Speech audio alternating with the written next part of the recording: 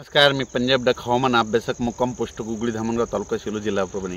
म्हणजे आता सध्या अवकाळी बऱ्याच ठिकाणी, काल संभाजीनगर बऱ्याच ठिकाणी राज्यात पाऊस झाला।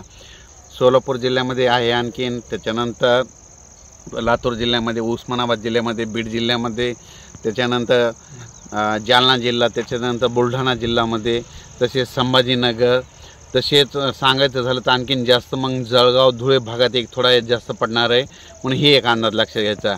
म्हणजे राज्यात आता सांगायचं झालं तर पाऊस म्हणजे आणखी 10 तारखेपर्यंत अवकाळी पाऊस आहे, पण 10 तारखेला मात्र पाऊस बंद झाल्याच्या नंतर 11 तारखेमधला मात्र खूप धुके धुराळे येणार आहे, म्हणून हा अंदाज लक्षात घ्यायचा। राज्यात एकंदरीत परिस्थिती बघितली तर राज्यामध्ये सध्या सगळ्या शेतकऱ्याचं तूर काढणं चालू आहे, कोरडवाहू शेतकऱ्याचं तूर काढणं चालू आहे। तर त्याच सर्व शेतकऱ्याला सांगू इच्छितो, तुम्ही काय करा, 9 तारखेच्या नंतर परत काढायला काही हरकत नाही। पुन्हा त्याच्यानंतर वातावरण कोरडं राहणार आहे, म्हणजे 10 जानेवारीपासून परत हवामान कोरडं होणार आहे, म्हणून हे अंदाज लक्षात घ्यायचा। हा जे पाऊस येणार आहे हा जवळपास 10 म्हणजे 8 जानेवारी 9 जानेवारी दरम्यान थोडा जास्त प्रमाण असणार आहे, म्हणून हा अंदाज लक्षात घ्यायचा।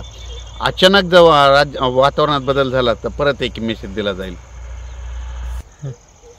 हा म्हणजे आता आणखीन आता आज आहे म्हणजे 8-9 तारखेचा पाऊस, म्हणजे 8 जानेवारी 9 जानेवारीचा फक्त काही भागातच जास्त राहणार आहे, कोणत्या जिल्ह्यात जास्त राहणार आहे, फक्त सर्व दूर नसणार आहे, म्हणून हा अंदाज लक्षात घ्यायचा। नेमकं कोणत्या जिल्ह्यात पडणार आहे तुम्हाला एक सांगू इच्छितो, सोलापूर जिल्ह्यात एक जास्त राहणार आहे, त्याच्यामध्ये पुण्याकडे एक राहणार आहे, नगर जिल्ह्याकडे एक राहणार आहे, धुळे जळगाव जिल्ह्याकडे एक जास्त राहणार आहे, जालना एक राहणार आहे, त्याच्यानंतर इकडं मेकर भागाकडे लोणार अकोला ह्या भागाकडे एक थोडा राहणार आहे, म्हणून हा अंदाज लक्षात घ्यायचा। अचानक वातावरणात बदल झाला तर परत एक अंदाज दिला जाईल। धन्यवाद।